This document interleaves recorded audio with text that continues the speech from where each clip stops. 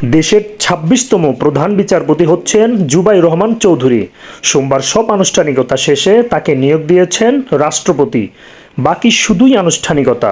সব ঠিক থাকলে ২৮ ডিসেম্বর বঙ্গভবনে পরবর্তী প্রধান বিচারপতি হিসেবে শপথ নেবেন আপিল বিভাগের জ্যেষ্ঠ এই বিচারপতি।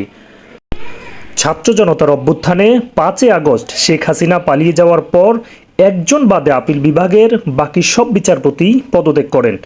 দেশের বিচার বিভাগের ইতিহাসে প্রথমবারের মতো হাইকোর্ট বিভাগ থেকে নিয়োগ দেওয়া হয় প্রধান বিচারপতি।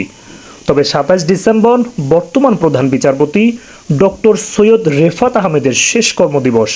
তার আগেই সোমবার দেশের ২৬তম প্রধান বিচারপতি হিসেবে নিয়োগের আনুষ্ঠানিকতা শেষ করছেন রাষ্ট্রপতি।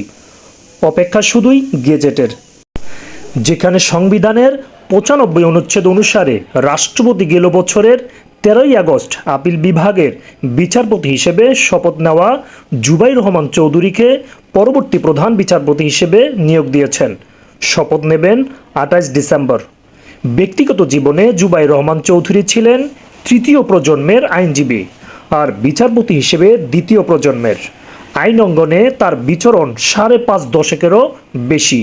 বিচারপতি জুবাইর রহমান চৌধুরী ঢাকা বিশ্ববিদ্যালয় থেকে এলএলবি ও এলএলএম ডিগ্রি অর্জন করেন। পরে যুক্তরাজ্য থেকেও আন্তর্জাতিক আইনে এলএলএম করেন। ১৯৮৫ সালে তিনি জেলা আদালত ও ৮৭ সালে সুপ্রিম কোর্টের হাইকোর্ট বিভাগে আইনজীবী হিসেবে অন্তর্ভুক্ত হন। ২০০৩ সালের ২৭ আগস্ট হাইকোর্ট বিভাগের অতিরিক্ত বিচারপতি এবং ২ বছর পর স্থায়ী বিচারপতি হিসেবে নিয়োগ পান। বিচারপতি জুবাইর রহমান চৌধুরীর ৬৭ বছর পূর্ণ হবে ২০২৮ সালের ১৭ই মে।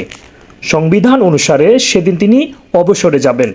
সে হিসেবে শপথের পর ২ বছর ৪ মাস ২০ দিন প্রধান বিচারপতি হিসেবে দায়িত্ব পালনের সুযোগ থাকছে তার।